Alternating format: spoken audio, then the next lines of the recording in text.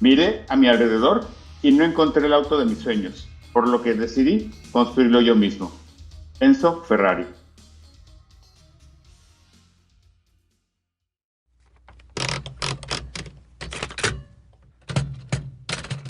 Queridos cazadores, esta es mi historia.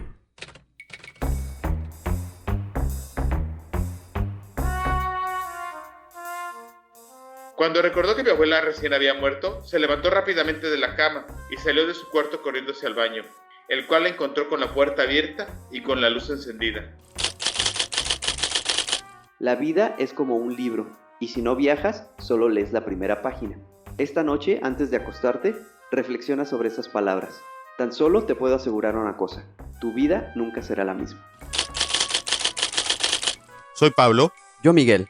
Y juntos somos Cazadores de Historias.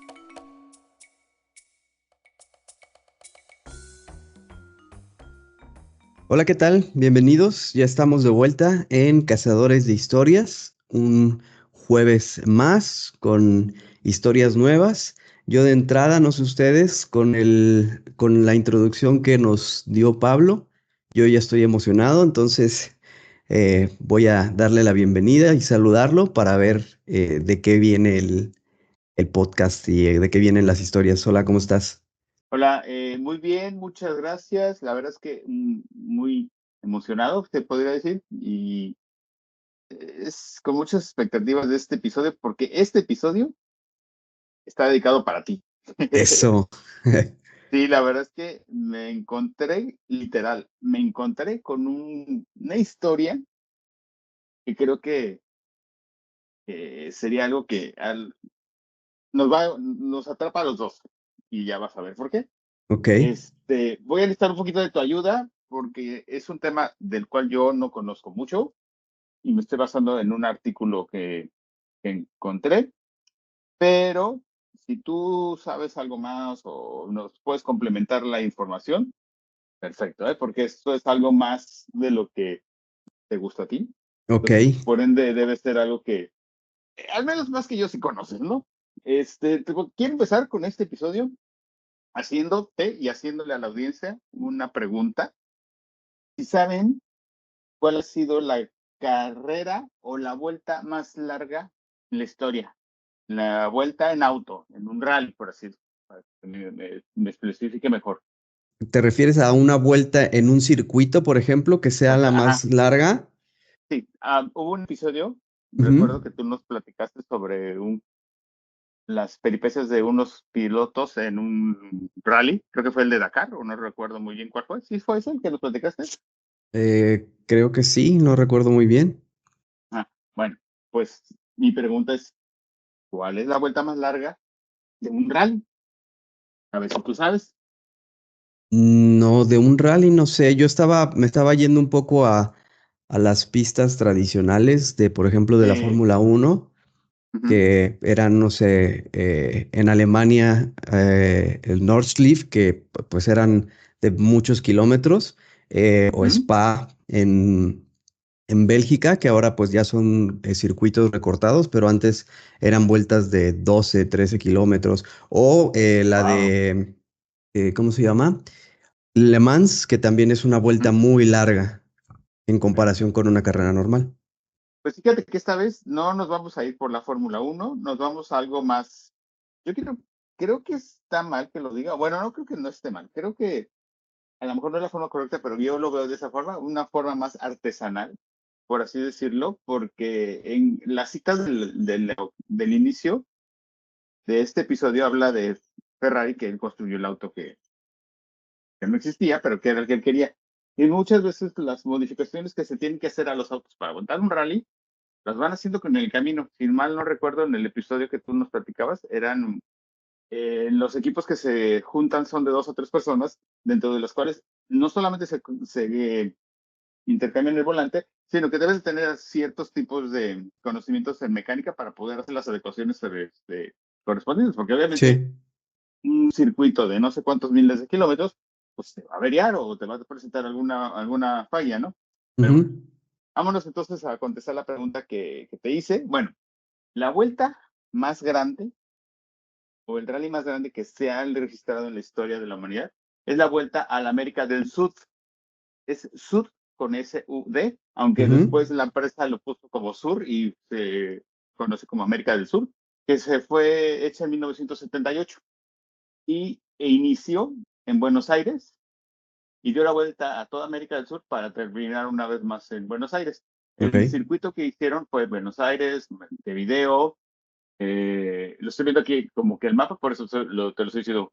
Era Buenos Aires, Montevideo, Asunción, Puente de Strouser, Río de Janeiro, Brasilia, Cuiabá, Portobelo, Manaus, Boavista, Ciudad Bolívar, Caracas, Bogotá, Quito, Lima, Cusco, La Paz, Arica, Asunción, Santiago de Chile, Bariloche, Ushuaia, Rivadavia, Bahía Blanca y una vez más terminaron Buenos en Aires.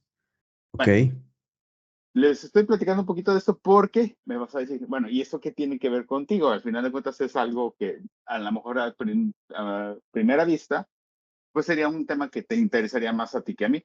Pero bueno, Ok. vámonos, les quiero platicar un poquito primero sobre el circuito y ya después nos vamos a enfocar en una historia en especial, que esa la estoy dejando al final para que ustedes me entiendan por qué me interesa esta historia, ¿no? Bueno, esta fue organizada por el Automóvil Club Argentino en el año de 1978. Allá más o menos, ahí es como contemporánea de nosotros, y fue auspiciado por el Banco de Intercambio Regional, siglas BIR, y pues como te había dicho, es el rally más largo y es uno de los más ambiciosos y memorables del automovilismo, no solamente en América, sino en todo el mundo, porque este rally empezó desde mediados de agosto y terminó a finales de septiembre de ese año, de 1978, y se extendió a lo largo de 28.592 kilómetros. Ok. Comparándolo con el de Dakar, porque a eso sí me tomé la molestia de ver cuánto es el de Dakar. Me basé en el de Dakar porque pues creo que es el más famoso o el más, Sí. hasta la fecha, creo que sí seguiría siendo el de los más famosos. Y el de Dakar, según yo, son como 12.000 kilómetros, pero esto te lo confirmo, dame un minuto. Entonces, pues, obviamente este es un circuito, pues prácticamente está recorriendo a toda América del Sur, que es, ¿qué te gusta? Una Pues extensión muy prácticamente grande. enorme. Solamente, pues, Brasil es el país más grande de América del Sur, pero con el tamaño de Brasil, pues con eso nos damos cuenta. Pero para que veas, mira, más o menos se vayan dando una idea, obviamente que eran puestos donde iban haciendo sus paradas para descansar y demás. Pero, por ejemplo, la distancia entre Buenos Aires y Montevideo son 1.353 kilómetros. Más o menos como yo creo que de aquí a la Ciudad de México, ¿no? Bueno, de allá de donde estás, sí, Sí, más o de menos. Cancún. O sea, imagínate, o sea, una distancia bastante grande. Luego de Montevideo a Asunción son 1.709. Luego de Asunción a Brasilia son 3.322. De Brasilia a Caracas, 5.825. De Caracas a Bogotá, perdón, 1.541. De Bogotá a Quito, 1.135. De Quito a Lima, 2.028. De Lima a La Paz, 1.723. Y de La Paz a Santiago, 2.668. Y de Santiago a Buenos Aires, 7.288 kilómetros. Imagínate. O sea, con esas distancias está cañón, ¿no? Sí. En cuanto a las escuderías que hubo en su momento, pues son escuderías, yo quisiera decir que son más clásicas, porque estamos hablando de que hubo, bueno, quienes se llevaron la delantera, quienes se llevaron todos los premios en ese momento fue la escudería de Renault, con sus Renault clásicos los 12. No sé si, Sí. tú sí lo vas a ubicar, pero para lo mejor mucha gente no lo ubica, pues debe ser, ese es el clásico amarillo huevito, porque mi mamá tuvo uno, que era amarillo huevo. Y también estuvo la escudería de Citroën, ambas obviamente francesas. También hubo de la Fiat, Volkswagen, y hubo un Ford, una Subaru, y pues fuera de esas, todo lo demás prácticamente estuvo gobernado pues por firmas europeas, que no sé, ahí sí, eso yo creo que es algo que tú me puedes informar.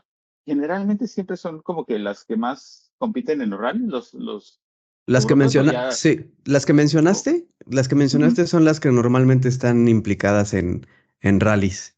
Otro tipo sí, de marcas como que se enfocan en otras categorías, pero en rallies sí generalmente son las que nombraste. bueno. Pues hubo varias categorías. En cuanto a las categorías, se dividieron en cuatro, A, B, C y D, y estas estaban con base a la cilindrada del motor. 1.300 caballos, 1.600, 2.000 y hasta 5.000 caballos, ¿no? Ok. Pues prácticamente estas eran las categorías. Fueron 65 pilotos los que se inscribieron, de los cuales solamente 57 llegaron. La verdad es que es un número bastante grande, Alto. en Ujú. la verdad, en comparación de otras carreras. Y mira que aquí lo variado que es en América del Sur, pues prácticamente pasaron por todo tipo de clima, ¿no? Desde climas de montaña a climas desérticos, por ejemplo en Chile, o de la selva, Amazonas, porque pasaron también por la selva en Amazonas, en Brasil, entonces prácticamente pues pasaron por todo tipo de clima, ¿no? Bueno, pues el rally empezó a las 0 horas, un 17 de agosto, en una rampa ubicada frente al edificio de ACA, en la ciudad de Buenos Aires, y el primer auto en partir fue un Mercedes-Benz 450 SLC, conducido por Timo Mäkinen y su copiloto Jan Todt. Y la competencia consistió en 25 etapas que cubrieron casi los 29.000 kilómetros, atravesando una gran variedad de terrenos y climas, como les mencionaba, que puso a la prueba la resistencia y las habilidades de los equipos, ¿no? La verdad es que yo no sé por qué motivos ya no hicieron más, ¿cómo se dice? Porque no sé si fue fecha única esta ocasión, no encontré más información al respecto, me imagino que sí. No sé si fue algo, una proeza sobrehumana, lograr la logística entre, pues prácticamente, no sé, eran Argentina, bueno, Brasil, 10 países Venezuela, Colombia, prácticamente. sí, exactamente. Entonces yo creo que la logística habrá sido muy grande y estamos hablando en una época, como decía uno de los artículos que leí, en ese entonces los rallies se hacían con tu brújula, con tu mapa y las constelaciones, porque no había GPS ni nada de las comodidades que tenemos hoy en día, ¿no? Porque Claro. prácticamente hay dentro de las anécdotas que cuentan los pilotos, que eso lo vamos a ver más en la historia que les voy a platicar, pues prácticamente había lugares donde era terracería o era virgen todo, porque pasaron por ejemplo, por la selva en las Amazonas, en una de las zonas protegidas para la población indígena, pero estamos hablando de que es población caníbal. Entonces, Ujú. dicen los pilotos que cuando recorrían esa parte de la carrera, pues iban con miedo de que pasara o que se les pasara algo al auto en ese lapso, iban a estar pues a la intemperie y a expensas del peligro de estar en una zona de caníbales, ¿no? Sí. Pues bueno, esta es como la introducción. Les quise platicar un poquito de la historia de la carrera para que, como yo creo que como nosotros, si, mucha gente ni siquiera se conocía o sabía de la existencia de esta misma. Y la verdad es que estaría muy padre que se volviera a hacer. Lo cual aquí me lleva a una pregunta. ¿Aquí en México no se hacen rallies de ese tipo o nunca hubo alguno? Creo Pues, que hay por una que ejemplo, vuela. está la carrera panamericana, Ujú. que son autos pues antiguos y que recorren una gran parte del territorio. Pero El esa, camp perdón, Ajá. perdón, ¿es más como de exhibición o sí es una No, competencia como tal? sí es carrera, carrera. Nada más que son autos antiguos. Sí, Eh, de hecho, eso sí me el, tocó verlo cuando vinieron aquí, perdón que te ajá. interrumpa. Hicieron como que una exhibición de los autos en la zona hotelera, ahí por no, zona donde se la estaban. No, mentira, por donde está el Oasis, que hay una Ujú. zona bastante amplia, ahí los pusieron para exhibir. Y son autos Sí. antiguos, tienes razón. Sí. Y bueno, el Campeonato Mundial de Rally, no sé si ya no vienen, pero venían aquí a León. Había una Ujú. fecha del Campeonato Mundial que se corría aquí en León, pero es nada más en esa parte. Como un circuito, ¿no? Ya. Ujú. Ya. pues de lo que estuve yo tratando de investigar, es que hubo una que era México-Londres. No sé cómo fue la trayectoria, pero igual a lo mejor en el próximo episodio podemos mencionarlo, hay que investigar bien, que fue un rally que se llamó México-Londres. Ok. Estaría padre, igual. Pero bueno, ok, vamos a continuar. ¿Cómo yo llegué a esta historia? Estaba yo, pues buscando información sobre casos de avistamientos de ovnis y resulta y resalta que unos pilotos de esta carrera, Chile, tuvieron un caso, un avistamiento, y no solo un avistamiento, un caso del tercer o cuarto tipo, creo que ya sería del cuarto tipo, mientras corrían esta carrera. Les voy a Ok. contar un poquito la historia.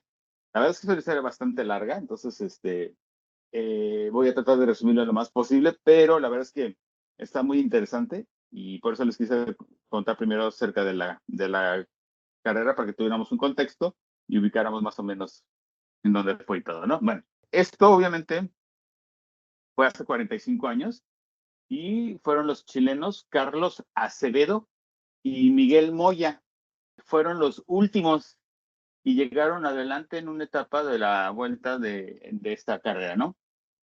Esa información que salió no salió al momento porque, bueno, les voy a estar explicando, ¿no? Esta historia la acaban de contar prácticamente hace unos cuantos años y pues aquí les va, ¿no? Cito, habían pasado 37 días y faltaban unos 1,000 kilómetros para completarse los 28,592 kilómetros del rally La Vuelta a la América del Sur, considerada la carrera más larga de la historia. La dupla chilena, integrada por los pilotos Carlos Acevedo y el navegante Miguel Ángel Lemoya, a bordo de un Citroën GS, aseguraron haber experimentado un contacto del tercer tipo y afirmaron que fueron abducidos por un ovni unos 70 kilómetros hasta una zona cercana a Pedro Luro. Transcurrieron 45 años y se convirtió en una de las historias más impresionantes en la historia del automovilismo y que trascendió del ámbito deportivo. Se me olvidó contarles hace ratito, pero bueno, aquí nada más en el artículo habla de quiénes fueron los que idearon esta carrera, que fue una idea de Juan Manuel Fangio y Juan Manuel Bourdeau, y que coincidía con el 30 aniversario del Gran Premio de la América del Sur del Turismo Carrera, más conocido como la carrera mítica de Buenos Aires a Caracas, de 9,576 kilómetros. Gracias a la presencia de Fangio en la organización, estuvo la escudería Mercedes-Benz, con pilotos. En la penúltima jornada, partieron de noche en el tramo de enlace entre Viedma y Pedro Luro.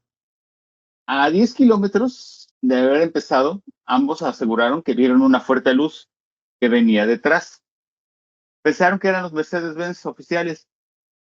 Se hicieron a un lado hacia la derecha para dejarlos pasar, pero no eran esas máquinas alemanas. La luz se hizo cada vez más fuerte y los encandiló. Luego su auto se elevó unos 2 metros y el motor se paró. Estuvieron un rato sin entender qué estaba pasando. Luego la luz desapareció y el Citroën GS volvió a estar sobre la ruta y según su testimonio, llegaron a una estación de servicio antes que el resto del pelotón. Algo llamativo, porque ellos estaban hasta el final eran los últimos. El odómetro les indicó que recorrieron 52 kilómetros, pero la distancia entre Viedma y Pedro Luro es de 159 kilómetros. Habían pasado por solo uno de los 4 puestos de control, algo característico en las carreras de rally. Sorprendidos por lo que vivieron, relataron lo que les pasó. En el episodio Carretera Perdida del programa OVNI, emitido en el 2000 por la TVN de Chile y conducido por Patricio Bañados, se hizo una investigación especial que tuvo de testimonio a los protagonistas. Eduardo Forchesato, en 1978, trabajaba como playero en dicha estación de servicio. Sabía que había un rally internacional, menciona. Y los primeros que vimos pasar fue esa gente, los muchachos de Chile. Se bajaron muy asustados. Uno de ellos me contó que cuando salieron de Vietnam vieron una luz muy grande y luego no se acordaban de nada. Cuando se dieron cuenta, estaban cruzando un río. El que habló fue el conductor. El acompañante no hablaba nada y temblaba. Estaba muy asustado. Llamé a la policía, recordó. José Bordenave era policía en la comisaría de Pedro Luro y afirmó que, según comentaron, llegaron a eso de la 1 de la madrugada, que un plato volador los levantó y los trajo hasta acá. Cargaron nafta y hablaron con el suboficial que estaba a cargo para que los acompañara a Bahía Blanca, porque tenían miedo de ir solos. Lo que me quedó es que el acompañante le dijo al piloto, capaz que con eso nos clasifican. La única ruta era esa. El comentario del policía fue porque Acevedo y Moya habían sido descalificados por un retraso que tuvieron y no compitieron en Colombia ni en Venezuela, pero la organización les permitió seguir en la caravana. En tanto que Acevedes falleció en 1987 por un accidente de tránsito, era un empresario gastronómico y del calzado. En el informe televisivo se incluyó un testimonio suyo de 1985. Traspasamos ese horizonte y nos encontramos ante un mundo completamente diferente, donde todo es espiritual, menciona, que vemos todo, casi como una persona tuviera un ojo circular que ve hacia atrás, hacia adelante, hacia los costados, hacia todos lados. No hay paredes ni murallas, uno sabe que está ahí y es dueño de todo, confesó.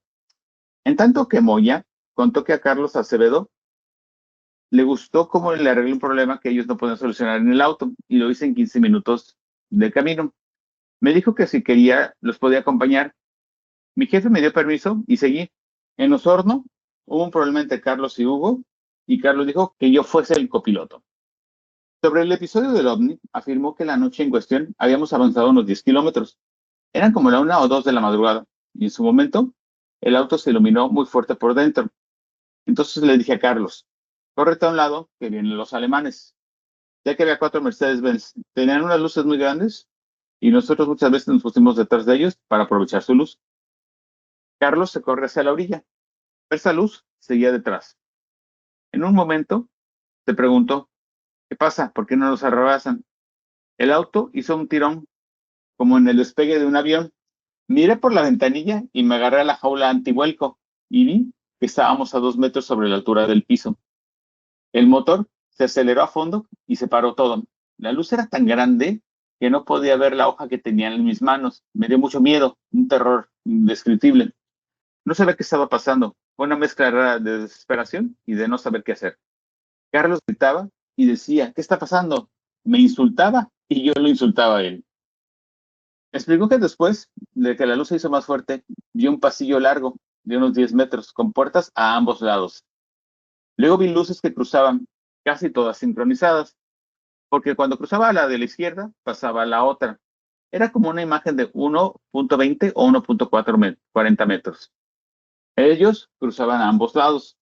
Luego llegamos al final del pasillo y nos encontramos con una cúpula redonda. Había un tablero de luces que daban vuelta. El mecánico no tuvo dudas y sentenció. Estuve en una nave. Estoy seguro porque era un lugar que no conocía. Veía imágenes que nunca había visto en mi vida. Yo sabía que estaba ahí. No sentía frío, calor, no sentía nada. Luego añadió, Carlos me preguntó, ¿qué pasa? Y le dije, parece que nos agarraron los marcianos, huevón. Luego toda esta escena que estábamos viendo se hizo como un sonido espacial y desapareció toda imagen que teníamos. Volvimos a estar en el auto, a la orilla del camino. El motor estaba apagado. Carlos hizo el arranque y salimos. Anduvimos unos 10 metros y el auto empezó a fallar. Supuse que era falta de benzina, combustible, pero pude conectar el tanque auxiliar. Más tarde, hubo algo que me llamó la atención. Le dije a Carlos, estamos por llegar, frena. Y me dice, no puede ser. Le digo, mira, mostrándole la hoja de la ruta. Estábamos llegando a las 2:10 de la madrugada a un lugar que teníamos que haber llegado a las 4 o 5 de la mañana. Llegamos a la estación de servicio y el tanque principal del auto estaba vacío. Una vez que arribaron los organizadores, Moya aseguró, nos preguntaron que cómo habíamos hecho para llegar antes que el resto, ya que nosotros habíamos partido desde el final, siendo los últimos. Sacaron una radio y llamaron a los puestos de control y les dijeron que en los primeros 3 puestos no habíamos pasado. Nos faltaban unos 70 kilómetros. Más tarde comenzaron a llegar los otros competidores y nos acusaron de haber cortado camino. Les mostramos que no había ningún camino alternativo. Acevedo y Moya cumplieron con el objetivo de complementar el recorrido y en Buenos Aires se reunieron con autoridades oficiales. Terminamos el rally y llegamos a Buenos Aires. Ahí empezamos los problemas, porque hubo mucha gente que nos fue a insistir que no contáramos nada, que nos quedáramos callados. Fueron 3 funcionarios de la Fuerza Aérea Argentina. Luego aparecieron 3 individuos que parecían de la NASA. Nos llevaron a una pizzería y conversamos con otras 4 personas. Nos dijeron que necesitaban las vestimentas, las pertenencias nuestras y el vehículo. El auto lo tuvieron 2 días en un estacionamiento. La ropa se la llevaron. No nos pagaron absolutamente nada. Entregué las cosas por temor a lo que estaba viviendo, aseguró Moya. Las experiencias paranormales continuaron para Moya en la vuelta hacia Chile. Luego en Mendoza tuve un episodio en el que estaba levitando en la cama. Yo no lo vi, claro. Solo escuché los gritos de las 2 personas que estaban conmigo. Esto lo vio Carlos. Y cuando él me despertó, era él el que me estaba bajando de mi levitación. Hasta esa entrevista, Moya no había hablado con nadie sobre este episodio, ni siquiera con su mujer ni con sus hijos. Pero bueno, esta entrevista fue en el 2023, ya fue en el 1978, o sea que pues, él prácticamente ya había perdido el miedo y ya nada más la entrevista termina diciendo que son muy distintos los tiempos actuales en ese entonces, porque ahora prácticamente no hay una censura como tal o un miedo al ridículo, ¿no? Si cuentas algo por el estilo. Sí. Pero bueno, esta es la historia del Rally de América del Sur y el caso de los 2 pilotos que fueron abducidos y fueron beneficiados por los extraterrestres. Es muy chistoso porque normalmente siempre te dejan en el mismo punto donde te abducen, pero yo creo que dijeron, estos hueones están muy, muy retrasados, vamos a echarles una Vamos a mano. echarles la mano. Ajá. Sí, y los adelantaron unos 70 kilómetros, pero bueno.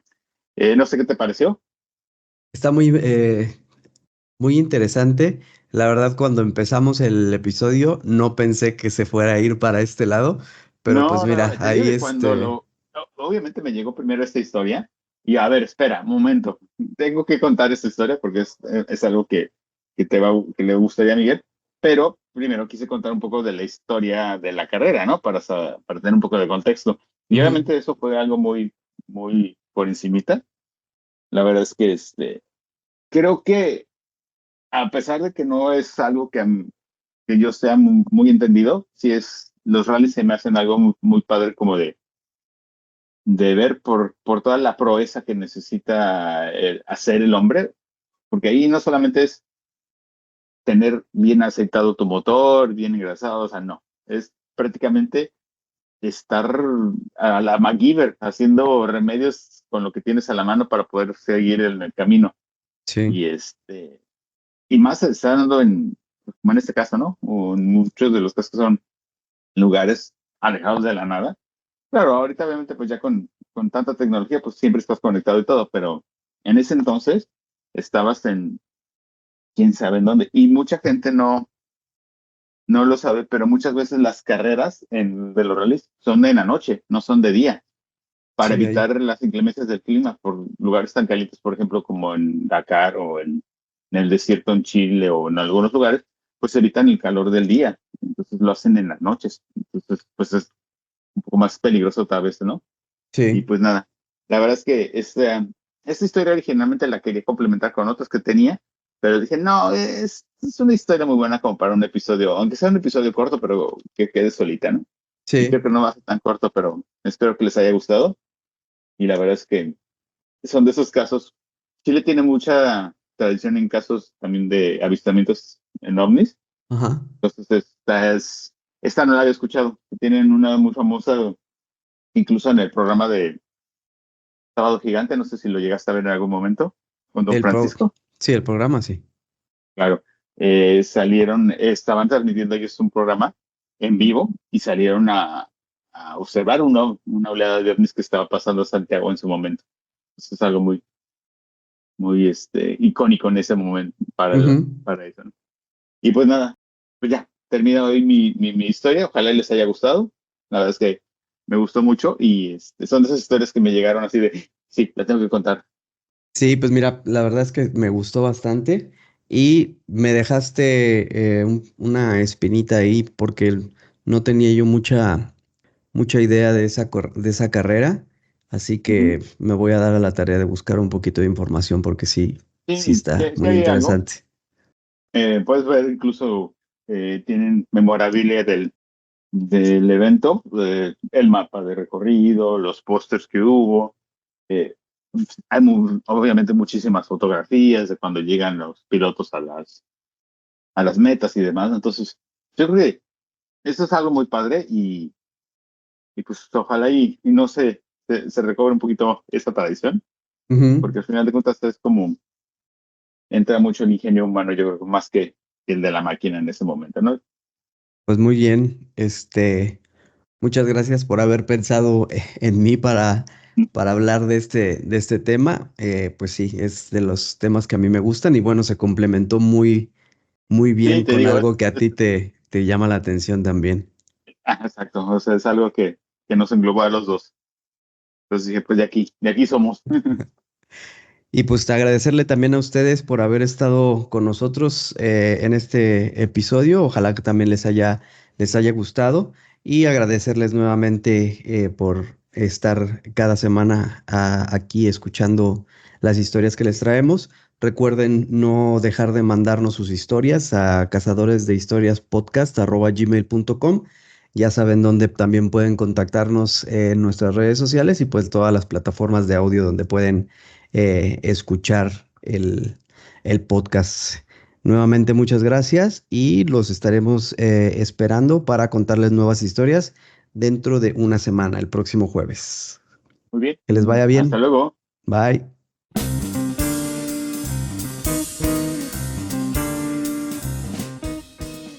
Porque la vida es una colección interminable de historias y todos tenemos una que contar, esto es Cazadores de Historias, el podcast.